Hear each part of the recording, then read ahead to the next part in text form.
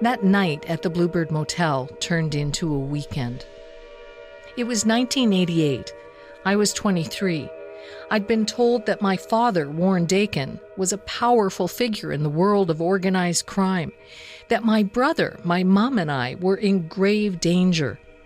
I learned that the man I had believed for most of my life to be a close family friend, my mother's confidant, the Reverend Stan Sears, he was working for the government, part of an anti-organized crime task force.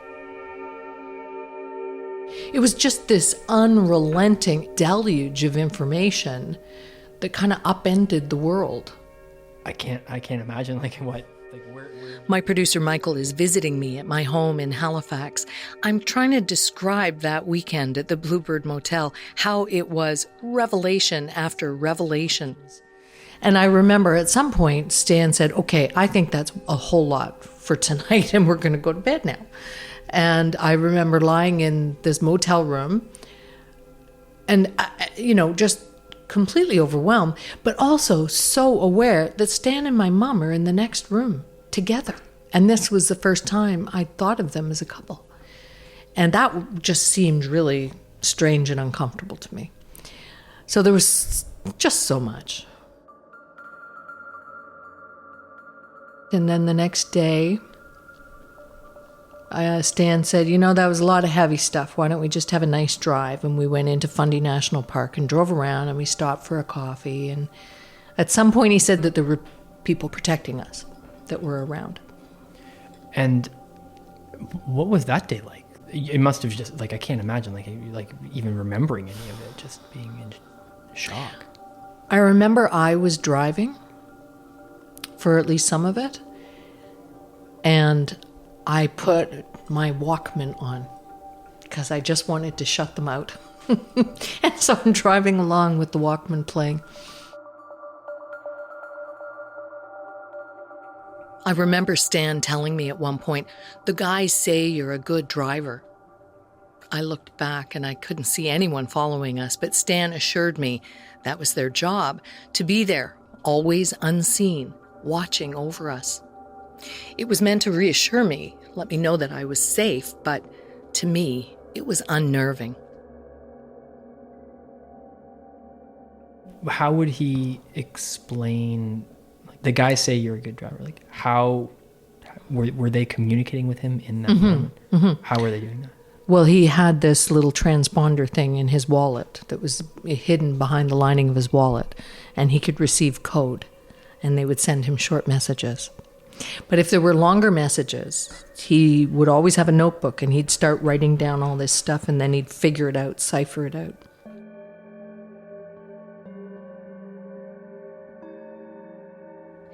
When the weekend was ending and I was getting ready to go, Stan asked me if I'd be okay with letting the guys hide a tracking device on my car, just in case. I agreed to it. The next morning when I was getting ready to leave, Stan took one more safety precaution. He handed me what looked like a small transistor radio, something made of cheap plastic that you'd pick up at any electronics store. He told me it had been modified, and he showed me how to set the dials and adjust the antenna so that I could use it as an SOS beacon, to let the guys know I was in danger. But he said, only use it in extreme emergencies because people will come, and that means putting themselves in harm's way. So I drove off from Sussex back to St. John, and my head was just swimming. Yeah, and then I had to go back to my life, and, I had been told, you can't tell anybody any of this. It's a matter of security. Don't tell anybody. And so I went home with this terrible secret, kind of trying to figure out how real is this? What does this mean? I found the possibility of it horrifying. Either organized crime was coming for us or My mother and Stan, essentially my parents, have lost their minds, and I suddenly feel rootless.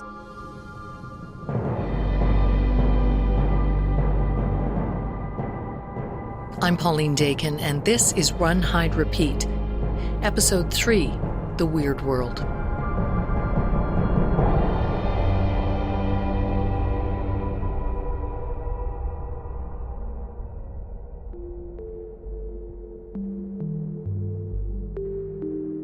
These are the letters. This is them. This is them. These are some of them. You know, these are a small number of them, and all the envelopes with all the initials of approval and so on to come to me.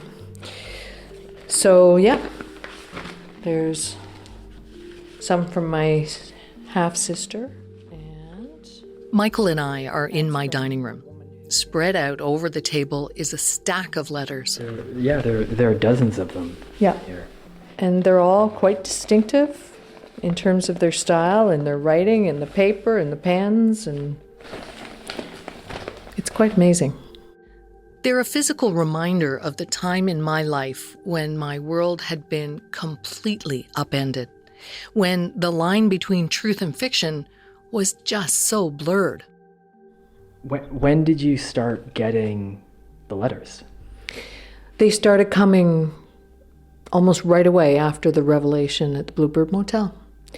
And one of the first ones was from Stan, actually. Do you have that one here? I have that here. March 19th, 1988. So just over 3 weeks after the Bluebird Motel. Dear Pauline, just a wee note before I travel to my next destination. As always, these few days with your mother have meant much. The last one enriched by having you with us.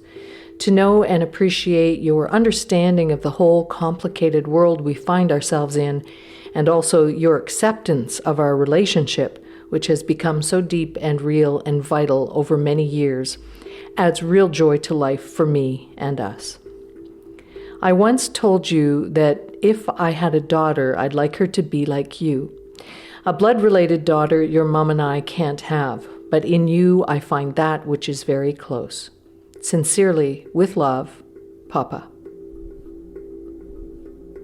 When did you start calling him Papa? Oh, yeah. Well, it was after everything was revealed about, what had been going on through our lives. And at some point, he said to me that, he had always felt very close to me, and I said, well, I always felt like you were a dad, and he asked me to call him Papa, and that was just sometime after the Bluebird Motel. How did you feel about that? It felt as though it should be the right thing. I never felt 100% comfortable with it, maybe just because it was Papa.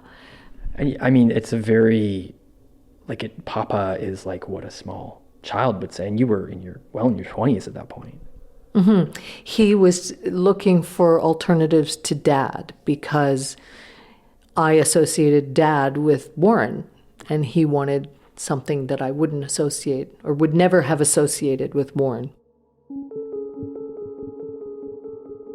As much as I was reeling from everything Stan and my mom had told me about my family, I was also grappling with the way our relationships were shifting. Had you ever suspected that your mom and Stan had a romantic relationship before they told you that was the case? So, as a kid, I used to think, oh, Stan is such a great guy. I wish he was my dad, because he was always there in a dad role and very supportive. And then as a teenager, he'd be around the house, a few evenings a week, he would drop by for tea on his way home from a church meeting. And when I would come in, they would be in two separate chairs in the living room, and it just felt like it didn't feel like anything romantic to me. The thing was that Mom was crying and there were these letters. And so it felt like they had some secret between them about whatever those papers were. I didn't think that looked romantic because Mom was crying. Did you make the connection, when you started getting those these letters that we're looking at. When you started getting these letters, did you make that connection between the documents, the letters that you had seen your mom and Stan looking at all those years before? Oh, absolutely. Well, she used to get buckets of letters every time that she saw Stan. So yeah, I immediately realized what all those papers had been. And in fact, I remember at some point when I was a teenager, she had a cabinet built in her bedroom with a lock on it. And then I realized what that had always been about. It was all the letters. And every once in a while, Stan would say, you have to burn them. It's not safe to keep them. But that's what they were. It's hard to remember just how many letters came to me over the years. The few dozen I have left are just a fraction.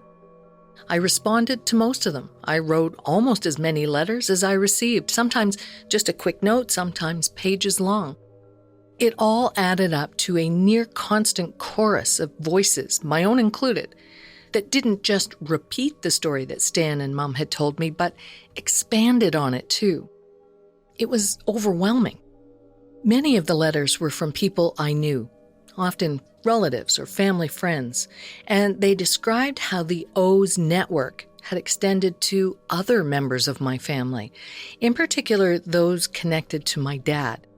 This one came from my godfather. October 5th. Dear P, finally your godfather can write and be honest with you. Hard to realize you are an adult and no longer a little blonde girl, lost in a sense because of your dad. Others came from my half-sister Linda, my dad's daughter from his first marriage. Her distinctive, loopy, back-slanted script is instantly recognizable to me. October 1st, 1989. Dear Sister P, how utterly wonderful to receive your letter. To know that there is a chance of us being part of a real family and sharing that, at least by letter and maybe one day face to face. In Linda's letter, and in others, there was often the sense of atonement for some wrongdoing in the past. Once, I was a very poor and miserable half-sister, would have used you in whatever way I could get from you. Now, in a more deep sense, we can be more than half-sisters. Linda's brother Tom also wrote to me. December 26th, 1989. Dear P, I was really pleased to receive your letter. Each day, we keep hoping to hear that you three are safely in. I am sure that every day that it is prolonged adds to the frustration for all.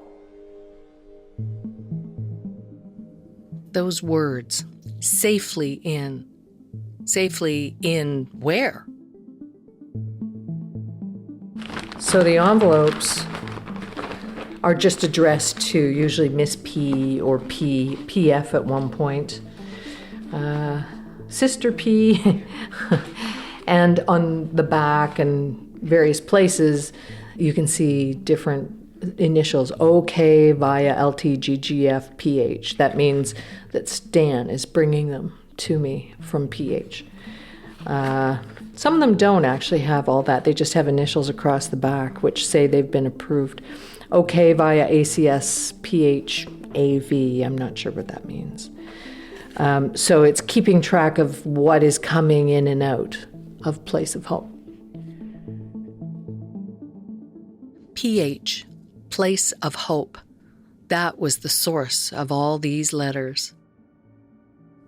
That night at the Bluebird Motel, Stan had told me Place of Hope was hidden deep in the wilderness of British Columbia. The people who lived there jokingly called it the Weird World. They talked about being inside or outside. The letters were coming from inside to me and Mom. We were on the outside.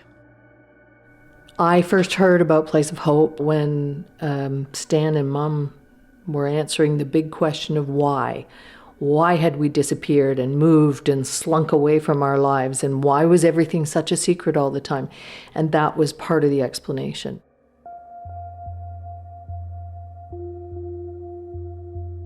My mom and Stan had described a world full of good guys and bad guys, and PH was run by the good guys, including Stan. The safety of the people working and living there depended on absolute, unwavering secrecy. It was kind of like a protective custody community where people like my family who had been targeted could go inside, go into this place where they'd be protected and safe. But it was also a penal colony, essentially, for people who were caught up with organized crime and arrested, and they were brought inside and tried by military tribunal and imprisoned there. The bad guys? They were my dad's associates and others involved in organized crime. When they were arrested and brought into PH, they were treated humanely, and some, Stan said, were rehabilitated. If that happened, they were given the chance to work with the good guys and trade their prison cells for living quarters, slowly earning the trust of the people who'd once hunted them. The most trusted sometimes even worked as double agents or were part of the security details that protected people like my family. And then there was, it was also a military base with all of the infrastructure to, run the prison and take care of the people, and also do the work of trying to find out what organized crime was up to and trying to, all of that business of a task force on organized crime. Stan told me that my godfather and half-siblings had been drawn into organized crime by my dad, but they were among those who'd been rehabilitated and taken on new roles inside the weird world. It seemed unbelievable, but I'd never been close with my half-siblings. We hadn't been in touch much for years. It might have been improbable, but it wasn't impossible.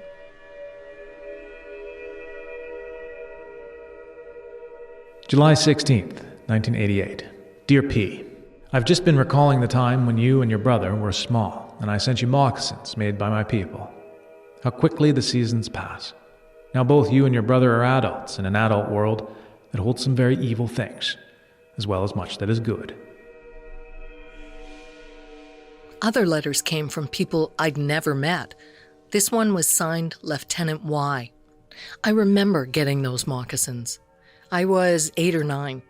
At the time, my mom wouldn't say who they were from, just that they came from a friend who cared about us. They were one of many small, mysterious gifts that my brother Ted and I received when we were kids. Do you remember how we used to every year come home at some point at Christmas time and there'd be a box of oranges on the front porch or the front step? Mm-hmm. And do you remember we always got presents from people we didn't know? Mm-hmm. Well, those were always from the people protecting us, weren't they? From people inside or protecting us. Yeah, they were. The oranges were from the guys protecting us. Yeah. But remember, you had these 2 little Christmas bells, and I had the little set of angels. Yeah. And they were from, I forget the name of the people. Yeah. You don't remember the name? No, I don't. But the people that probably tried to kill us at some point that felt guilty and now they're sending us presents? Yes, because they were saved and they found new life. They were lifers. Yeah. When Stan and Mom told us everything, Ted was in Vancouver. He'd moved back after university. But we quickly found ourselves living in a strange space that existed somewhere between inside and outside Place of Hope. We started to sort through our shared memories, re-examining events from the past in light of everything we'd been told, trying to make sense of what was happening. I mean, obviously, when the things that happened when we were younger that were then later explained, obviously, the furnace apparently going out and us having to jump in a car and go to Stan and Sybil's to stay overnight. So with that one, what was the story later about that?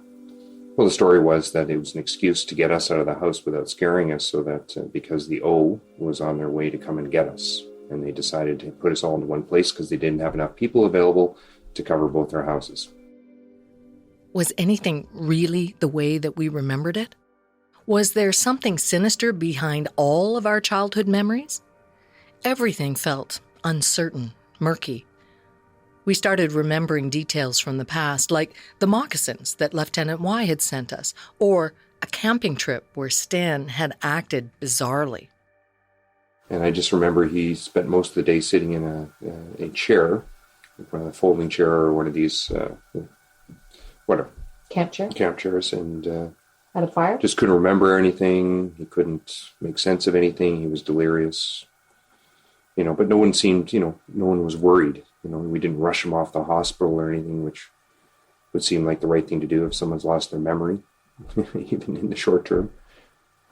It was later explained that he had been poisoned or something, and that it made him lose his memory, and just the stories were the strangest things, and trying to explain how things happen. I mean, for me, trying to deal with the thought that it might be real and leading your life based on that, being very careful, being always looking over your shoulder.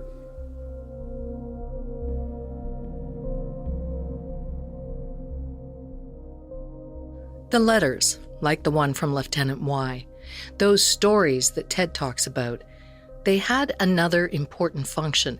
They always served to remind me how serious the threats from the O were, and how hard Stan and his men were working to protect my family. The next few weeks are going to be grim ones for many of us. We are glad you, your mom, and Papa will be together, for some of that at least. The way they described the conflict, they sounded like letters from the front lines of a war. We expect many injuries and losses. To what extent, we cannot say. But they will be heavy. I really started out to say that no matter how unreal a lot of things appear to be, they are not. And so take them seriously. From the time Stan and Sybil left St. John up until 1988, they'd been living and working in Maitland, a small village about an hour outside of Halifax, where Stan was ostensibly keeping up his cover as a church minister. He was getting older and had decided to retire. He and Sybil had moved back to BC. When he and my mom met me at the Bluebird, I thought that's where he still was, happily retired, living with his wife on the West Coast. But Stan told me with preaching behind him, he'd devoted himself to the anti-crime task force. He'd moved to Place of Hope and both lived and worked there full time.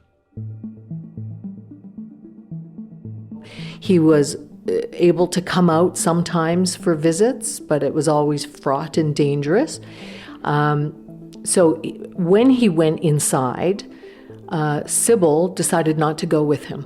Sybil said, nope, I'm staying right here. They had a little place in Gibsons, BC, and so that was what was going to clear the way for Mom to go inside with Stan.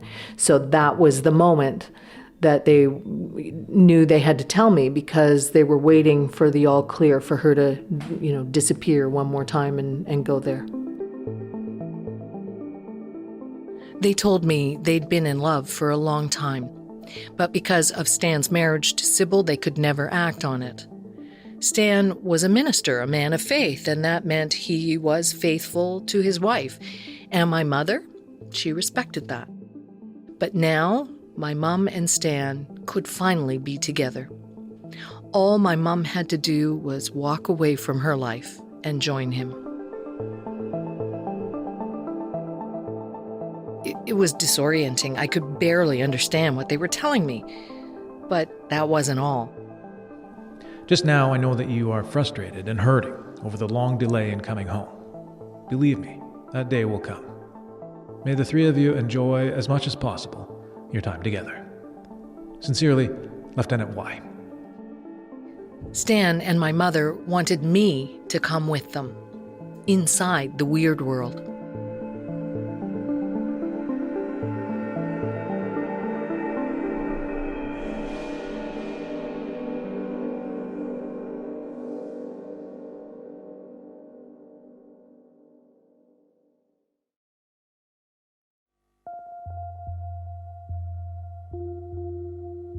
Mom had kept this secret from Ted and me for decades, and now she wanted me to take an unimaginable leap of faith. She wanted me to accept that everything she and Stan told me was true and follow them to a place I'd never seen, from which I might never be able to leave. When they told me all of this that night in Sussex, New Brunswick, I didn't know what to say. I was completely overwhelmed. I told Mom and Stan I'd think about it and went back to my life in St. John. Anger, fear, sadness, they all came in waves. I was at times furious at my mother for how she'd uprooted my life over something that seemed unbelievable. But I was equally terrified by the prospect that it might be true. Mom was smart, competent. I trusted her. I couldn't imagine a world in which she'd have subjected us to all of this upheaval over a fantasy. But the strongest feeling of all was a sense of impending loss.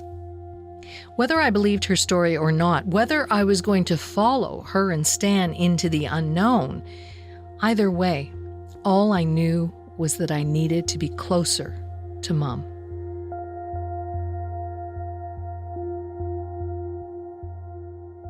So I decided to leave St. John. I quit my job as a reporter at the local newspaper, a job I loved, and I ended my relationship with my partner at the time. I packed up and moved to Halifax. No plan. I found a cheap one-bedroom apartment close to my mom.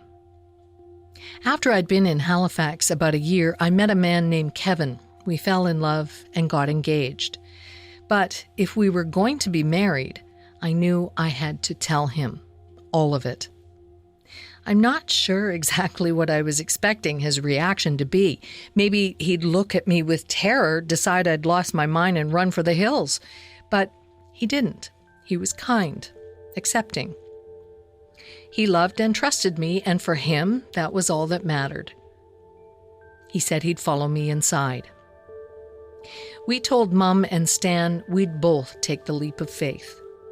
Stan visited from PH to meet him and warn him of the importance of secrecy, and then later, he gave me away at the wedding when Kevin and I were married. I was building a life with my husband, and then, when Stan gave us all the go-ahead, we moved to Place of Hope. But for the time being, we were in a holding pattern, waiting. I busied myself with a new job. Trying to make a difference. In Halifax, Pauline Dakin, MITV. Do you remember the first time we met? Yes. I think one of us said to you, "So have you won any beauty contests?" And you looked at us and went, "No." We said, "Okay," because we just find these days that a lot of the reporters coming in are former beauty pageant contestants, and we don't have a lot of patience with them. Such snippy young women. Private television. Private television, yeah. Yeah. But then I found out you had cats, and I thought, maybe she's okay. Kelly Ryan was an animal lover, but she was also the station's star reporter, a smart, fierce, determined investigator, an award winner. She'd go on to be a senior reporter for CBC National Radio News. We became fast friends, and we're still close to this day. We introduced our husbands, and they got along. Mm-hmm. And that was big. Yeah. And then we used to spend every Saturday night watching Star Trek. My work at MITV gave me a sense of purpose. I was meeting new people, creating a good life on the outside. Time passed. The wait to go inside dragged on. There was always something. The timing was never quite right. And that waiting, it led to doubts. I'd go up and down the mental list of reasons I should or shouldn't believe. Kevin lost faith in the story, and we stopped talking about that future in PH. I knew I needed to talk to someone with no emotional connection to the story. Over time, I'd come to trust my friend Kelly. So eventually, I decided to tell her. What do you remember about that day? I think it was on a Friday. I don't know why we weren't working, but we weren't. Kelly and I took a road trip to Nova Scotia's Annapolis Valley, an hour from Halifax. And on the drive back, we went into Tim Hortons, which is right on the highway there. And you said, let's get coffee, and it's such a nice day, let's sit outside. I want to talk to you about something. Okay. And so we sat there, and you looked so drained. It's the only word I can think of. You just looked like you had nothing left. And it was a dramatic change from an hour earlier. You know, you said, I have to tell you about this. And you sat and told me this most bizarre story. And at first I thought, well, this is crazy. And then, of course, because my entire journalistic career, my motto was, just because they're crazy doesn't mean they're wrong. And I thought, well, it could be.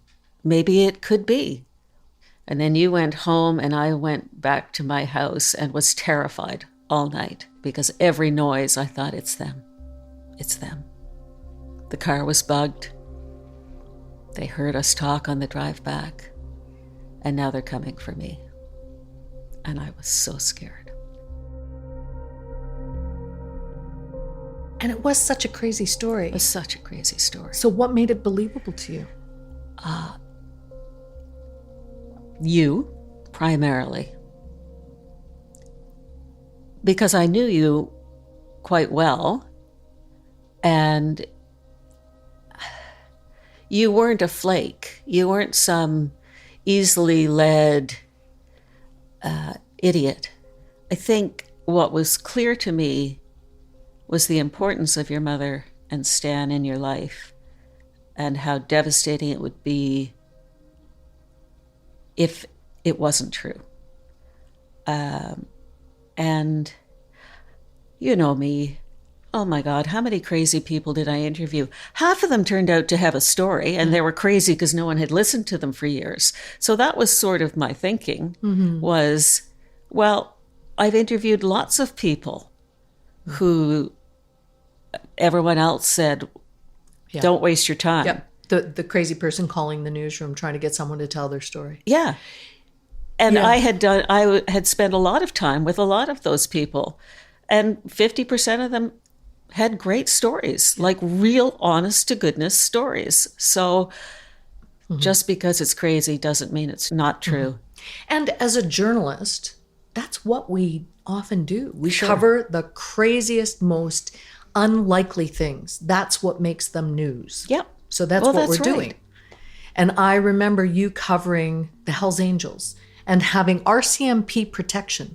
It was RCMP protection ordered by the Solicitor General. There you go. Organized crime exists. Organized crime exists. And they're angry.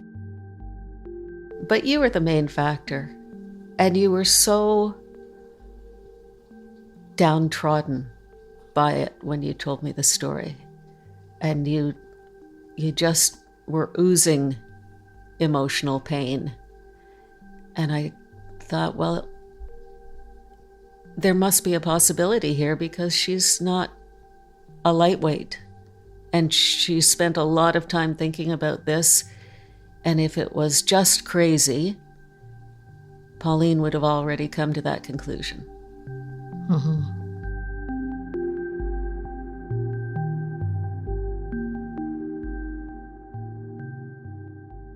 Just as I was moving forward with my life, a new marriage, a new job, Ted was doing the same in Vancouver.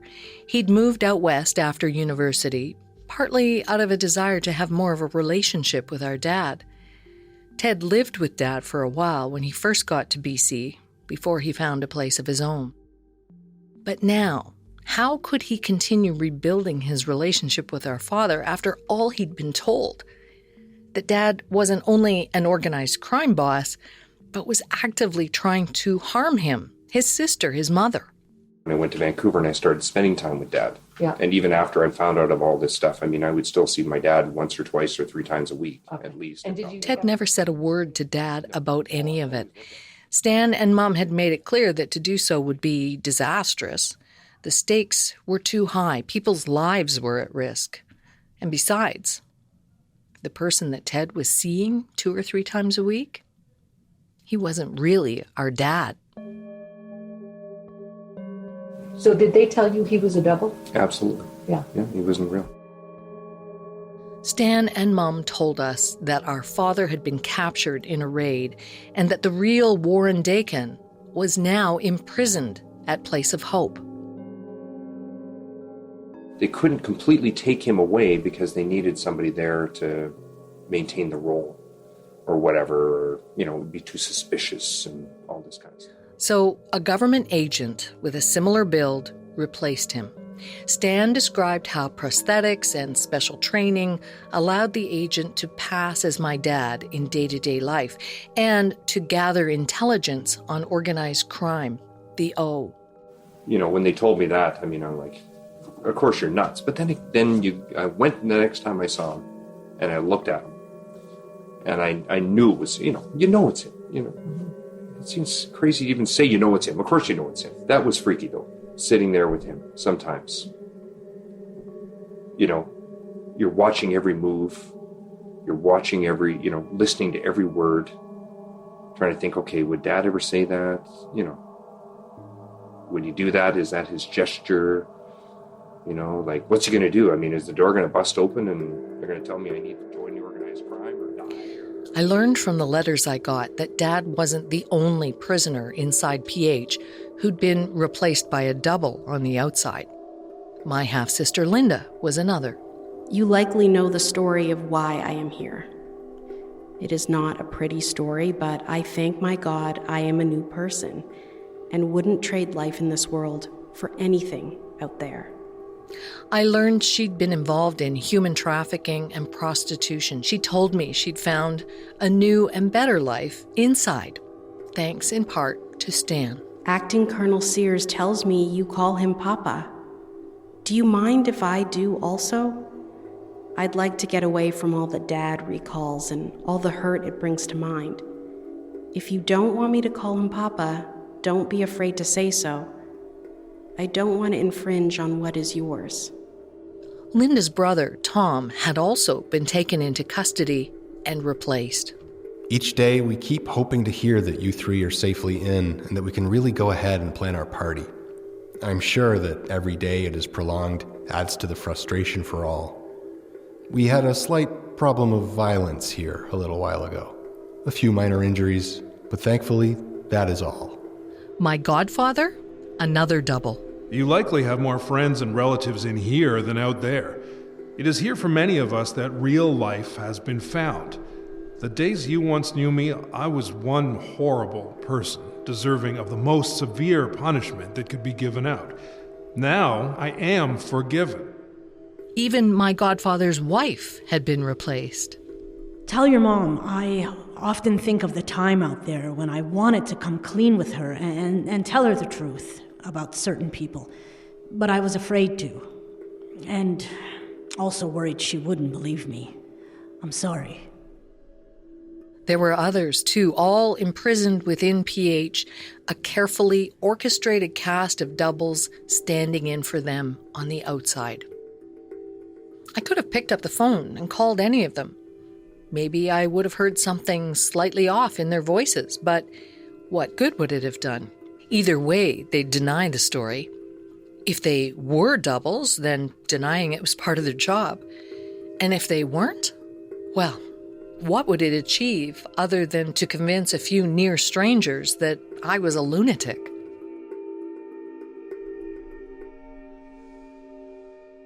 With every letter that arrived, there were new stories about this incredible, unseen and unheard battle between good and evil, with my family in the middle of it all.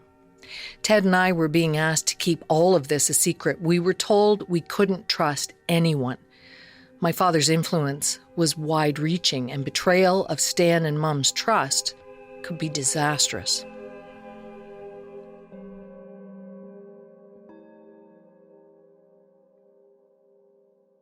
I've always been a little bit of a penny pincher. And I refused to buy a TV. So my roommate said, well, we can rent one from Granada.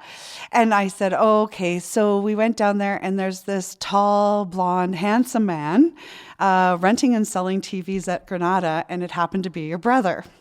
And that's how our relationship started. Just as I'd met and married Kevin, Ted had found Elaine Husing. They're divorced now, but she and Ted had been together for about a year when Stan and my mom came to visit. That's when they told Ted the same story I'd heard at the Bluebird. I think your mom had come to Vancouver, and Ted came back from visiting his mom, and, I was told this story. My reaction would have been like, oh my goodness, this is unbelievable, right? Oh my goodness, how could this happen? Like, how could this happen without everybody knowing, But then at the same time, I think it's so unbelievable that you and you're getting to know a family. So it's sort of like, well, this is obviously something.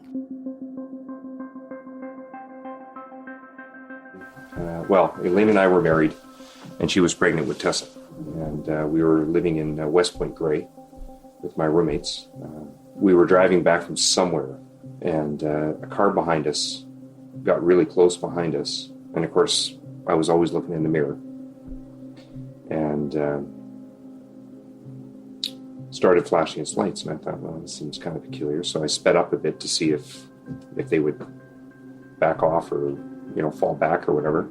And they didn't. And, of course, I was pretty freaked out thinking, here we go, something's going to happen. Maybe this is real. And I kept going faster, and they kept going faster. And before I knew it, I don't know how fast we were going. It felt like 1,000,000 miles an hour, but we were going way too fast for a city road for sure. And all I could think of was get to somewhere where there was people, lights, there was a dark road, and it was nighttime, of course. And I thought, well, I got to get somewhere. And so I managed to drive into a gas station, and I kind of wheeled in there doing 80, and the car that was following us kind of went to the end of the block past the gas station and stopped at a set of lights with a whole bunch of other cars. And all I remember is I jumped out of the car, and I just absolutely had to see who the hell was in this car. I didn't care. I just wanted to know, because I thought this is the opportunity to figure this thing out and see if there's anything to it or not. So I ran over, and I kind of jumped over the hood of the car and went after the driver, trying to open the door, and the light changed and off they went. Not every incident was so dramatic, but there was always a looming sense of menace, the feeling that danger, or at least the potential for danger, was everywhere. The O could be around every corner, always. I think you really thought, at times you thought that, you were going to fight for your life and you had to protect. Seems amazing, doesn't it? I just feel bad for, Elaine about this. Ted had also been given one of the small radio transmitters that Stan gave to me to be used in case of an emergency to contact help. It was just a piece of crap from Radio Shack. Nothing special. I remember opening it up, and there was nothing in there that looked like it wasn't made by the manufacturer. And of course you turned did. It on a few times, pushed a few buttons, and did whatever I was supposed to do, and waited for the cavalry to come, and no one ever showed up. I tested the radio out once, too, when I heard a fight outside my apartment door in Halifax. There was no response. When Mum relayed this to Stan, he replied the next day that someone had come after me and my protectors had been injured in deflecting them and were unable to let me know this. When things went wrong, when the cavalry didn't come, there was always an explanation. And for Ted and Elaine, that exhaustion led to doubt. And what kind of conversations were you and Ted having about all of this? It would come up, when I met Stan and all that kind of stuff, where he told me that, if I ever told my parents that they would be replaced with doubles. And that's where I went, yeah, that is not happening. And I've been thinking about this for a long time. It's like, how could somebody absolutely not understand that? Your parents, there's a smell that they have. There's this relationship that you have. And how could you have a double replace that? So that was probably my instigator with Ted, is like, this isn't true. There's something wrong with the story. We should really just go to the RCMP and tell them the story and see what they have to say.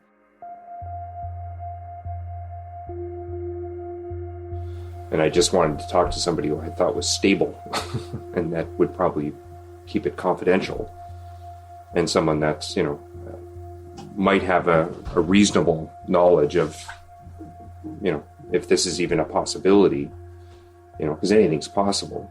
I went down to the police station and just said, I need to talk to somebody. It's an urgent matter. It's, I don't even remember what I said, but I managed to get into what ended up being probably an interrogation room of some sort. And I'm sure this guy never saw it coming. And, what did he say? He was like, wow. He says, are you kidding me? And I said, no, I'm not kidding. And what was his message to you? Nothing, really. I mean, it was just like, okay, wow, so this isn't possible. He said, no, it's not possible. Why did he say like things like, I would say, well, there's somewhere where they keep all these guys and there's hundreds of people in a compound that's hidden away from everybody. Says, in this day and age, there's nothing can be hidden like that. Impossible. That someone wouldn't have seen it and asked the question, which is true, really, if you think about it. Right.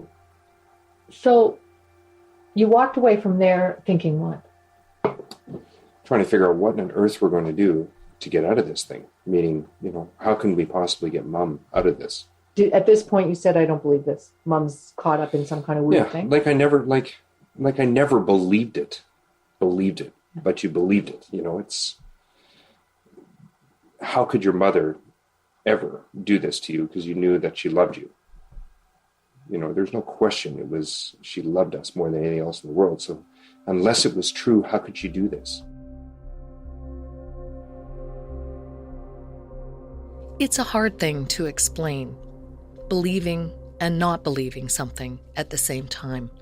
I think you can do it for a while, maybe even for a long while, but it catches up to you. You can only exist in that in-between space, that weird world, for so long. How much do you think this had to do with you and Elaine splitting up? I'm sure it didn't help. Yeah. By the time we finally split up, I think all this was no longer a factor in our lives. But it was probably certainly enough to not allow our relationship to continue growing, that's for sure. For me, it became less a question of belief than one of loss. What was I willing to lose? When Ted talked about his growing skepticism, I was quiet about my own feelings. He was ready to accept the consequences of saying it wasn't real, but I wasn't. My love for my mother, the terrible grief I felt when I imagined our relationship being severed, those feelings were real. What else mattered?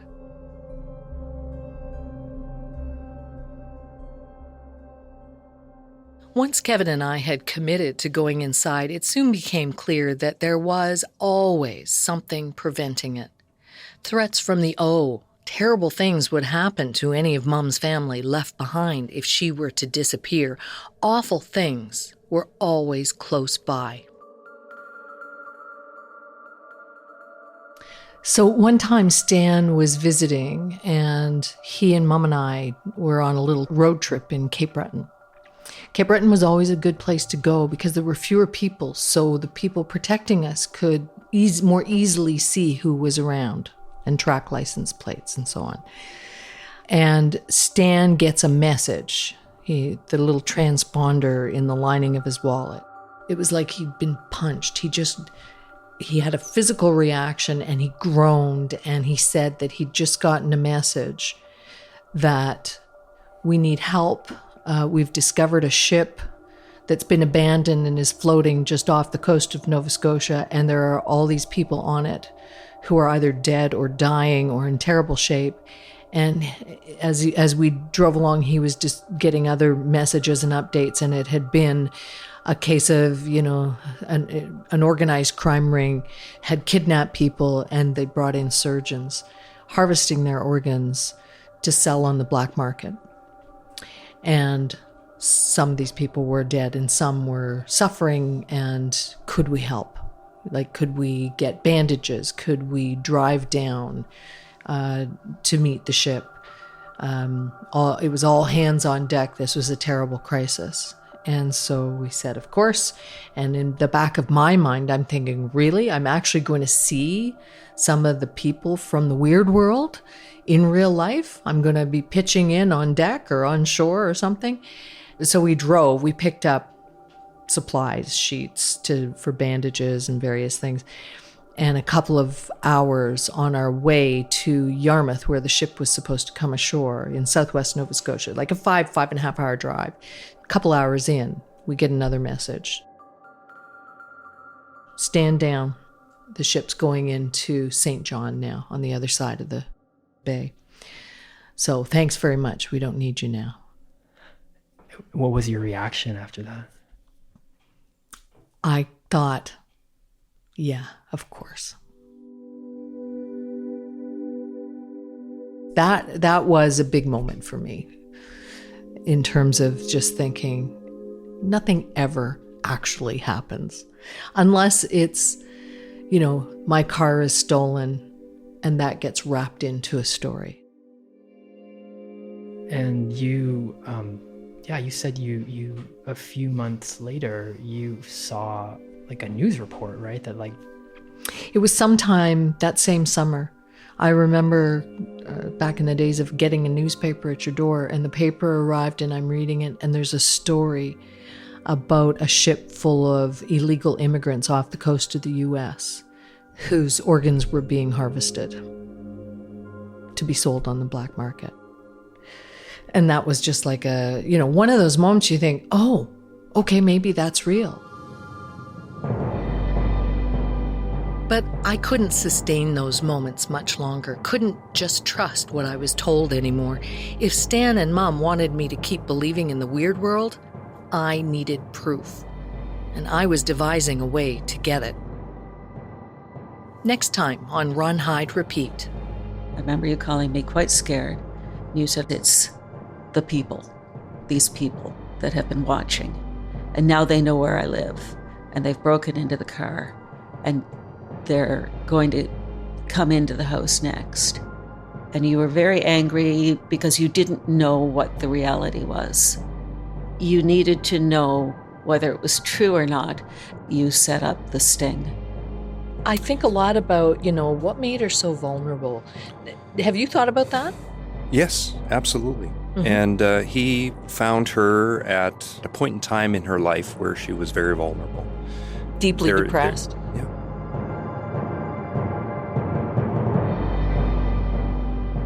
You've been listening to Run, Hide, Repeat from CBC Podcasts. I'm Pauline Dakin. The show was written and produced by myself and Michael Catano. Graham McDonald is our associate producer and sound designer. Roshni Nair is our coordinating producer. Special thanks to Eunice Kim for her help with this series. Our senior producer is Willow Smith. Our executive producers are Cecil Fernandez and Chris Oak. And Arif Noorani is the director of CBC Podcasts. You can check out home videos and photos from my childhood on Instagram @CBC Podcasts. Give us a follow while you're there.